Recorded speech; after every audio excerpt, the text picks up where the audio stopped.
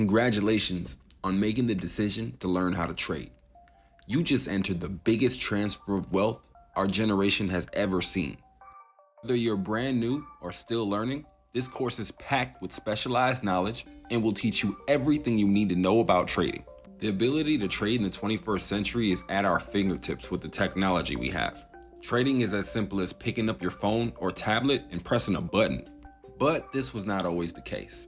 The first form of trade had no promise of future reward.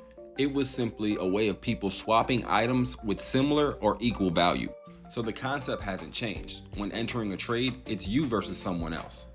You enter into the market with a current value, and so do they. Both of you hoping that the value of your trade will increase so that you can buy or sell it back with a profit. The major difference between the trades today and the trades of ancient history is that we have currency. Currency allows the price to be negotiated and even manipulated. So before you learn how to trade, you have to know what trading actually is. And that's not as simple as looking up the definition, which can be defined as the action of buying and selling goods and services. It can get a little complicated, but let's start from the beginning, back before we even had currency to trade with. Before money was introduced, the first form of trading was through commerce. I'll trade you my 3 bags of coffee beans for your 6 bags of rice. Today, you simply pay the price listed. You use money to trade for it, and then you receive the desired items that you want. But prior to currency being created, items were all we had to trade with. The concept being that my item holds the same or equal value to your item, so it's able to be traded. But when money was introduced, you had to now pay what's called an exchange rate. But we'll go over that later. In the 21st century, we use money every single day to buy the things that we want, but we barely even understand the concept behind how we're able to trade goods for money and why the price keeps on changing. The best way for us to understand that would be to go over the history of trade and how money was introduced to begin with. And to keep things interesting, I'll go ahead and turn it into a cartoon clip so that it'll keep you entertained.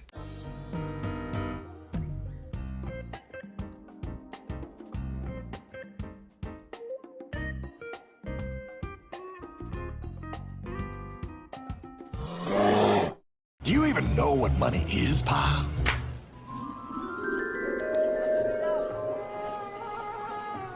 In the long, long ago, people bartered. They traded things they had for things they wanted. I'll trade you my raspberries for that there pot pie. I don't want your berries. Come on, pal, those sweet berries. They're not sweet. They're old, and I don't like berries. Give me that pot pie! No. As you can see, this bartering situation created some problems. Then one day, a goldsmith walked up and said, Now, everybody thinks gold is valuable, so why doesn't everybody trade gold for things they need? a price was set for gold, and now it was very easy to conduct commerce because people could trade gold for all the things they needed. Hartman! Wow, look at all my gold! Hey, stop them! That's my gold! Damn thieves! Say there, Pyle. I've got a vault and some guards. I can keep your gold safe for you for a small fee. Yeah, sure, that'd be awesome. You see, pal, this is how the first bank made money. There you go, Pyle. I owe you 100 gold coins. Okay, great. We'll get back to that clip in a second, where we show you how money caused inflation, and inflation causes the price to rise. Trading started as a communication network in prehistoric times. They exchanged goods and services from each other in the gift economy. The gift economy was simple. This was the exchange of goods and services with no agreement for immediate or future rewards. But as you saw in the clip that we just watched, this could cause a lot of disagreements and problems. The introduction of trading money became the medium for exchange. This brought on a new form of trade, where the price can be negotiated or even manipulated based upon the rule of supply and demand, which would eventually introduce tax on purchases bought and sold between two parties. Because now there is a tangible medium to exchange for goods and services instead of the exchange of goods and services themselves. That tax is called inflation, and it causes prices to move up and down in the markets. It all makes sense. Oh, that's right, it was good, and everybody started using IOUs because everybody knew the IOU was as good as gold. Wow, this candy is really a good price. 1 IOU. I'm getting some more for later. Hey, wait a minute, it was just 1 IOU. 10 IOUs for chocolate?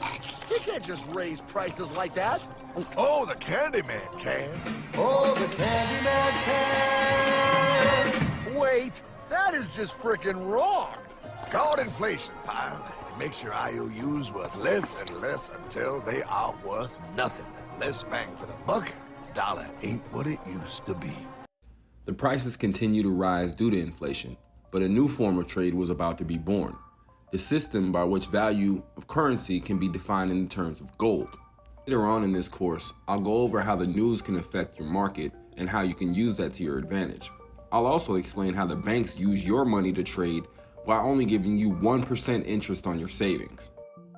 But for now, here's a better example of how inflation affects the price of trade. The higher they make the inflation, the more your money they take. It's thievery. You're not paying taxes on any more. You are paying taxes on the same. And now you have less. They take our property away right in front of our eyes. Trading has grown over time from the exchange of goods and services to the exchange of money for goods and services. This change promoted a boom in retail trade, and the economy started to move a lot faster.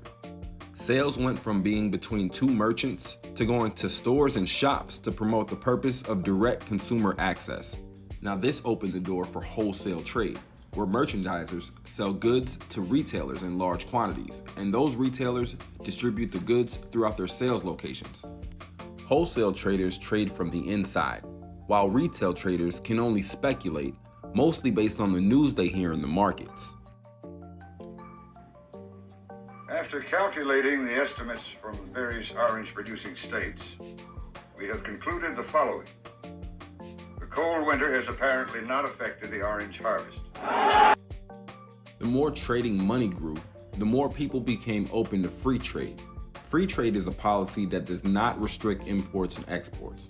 Although today some governments create tariffs on free trade on certain countries, which is another way to manipulate the markets. But we'll go into that later.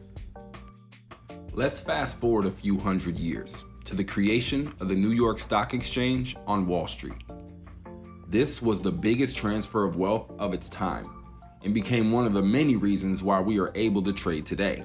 We are here to try to explain to you what it is we do here. We are commodities brokers, William. Now, what are commodities? Commodities are agricultural products, like coffee that you had for breakfast, wheat, which is used to make bread, pork bellies, which is used to make bacon, which you might find in a bacon and lettuce and tomato sandwich. And then there are other commodities like frozen orange juice and gold. Though, of course, gold doesn't grow on trees like oranges. Clear so far? Yeah. Good, William. Now, some of our clients are speculating that the price of gold will rise in the future, and we have other clients who are speculating that the price of gold is going to fall. They place their orders with us, and we buy or sell their gold for them.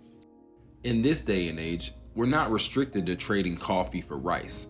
We're not even restricted to trading money for goods and services. We can now trade money for other forms of money. The concept being that my money holds a certain value against another form of money, and I can profit when I trade my money back. Currency exchange plays an important role in the trade world, which is why at some point, most currencies in circulation have a fixed value to a specific quantity of recognized standard, such as gold or silver, which makes a lot of sense. But that was getting ready to change. Following the great stock market crash of 1929, which caused the Great Depression, there was an Executive Order 6102, which made it a criminal offense for any U.S. citizen to own or trade gold anywhere in the world, with the small exception of buying jewelry. Which brings me to my next point. The United States Gold Reserve Act of 1934. This act required that all gold and gold certificates held by the Federal Reserve be surrendered to the U.S. Treasury.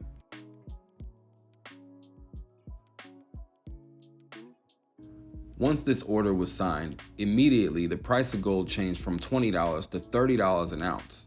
The price increase incentivized gold mining around the world, as foreigners exported their gold to the US while simultaneously devaluing the US dollar. These price increases lasted for years, with all the gold reserves from all around the world being exported to depositories like Fort Knox.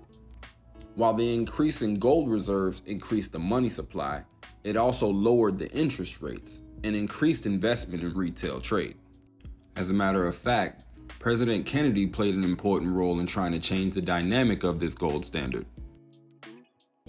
On June 4, 1963, President Kennedy signed Executive Order 11110. This executive order empowered the U.S. Treasury to issue real money without the Fed. It would have worked. Kennedy's plan to dismantle the Federal Reserve machine had begun. 6 months later, John F. Kennedy went to Dallas and never returned. No? It wasn't until 1975 that America could freely own and trade gold again. A majority of investors would put their portfolios into gold during a market crash so that they could avoid losses and increase gains during the crash. When there's a form of currency that's valued higher than the US dollar, the more the price of that currency rises, the more the price of the US dollar is going to fall, and vice versa. In the 21st century, we now have online brokers and smartphones to trade with, so everything is at our fingertips. We no longer have to settle our disputes in the streets or even in the trading pits, because we can simply buy and sell online.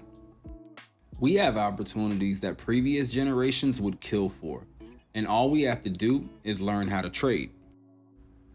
So now you know the history of trade, dating back to ancient times with the gift economy. You witnessed it transform to a gold standard, and even watched it become illegal to trade gold. So now you're ready to learn the different forms of trade we have available today, which we'll cover in the next video.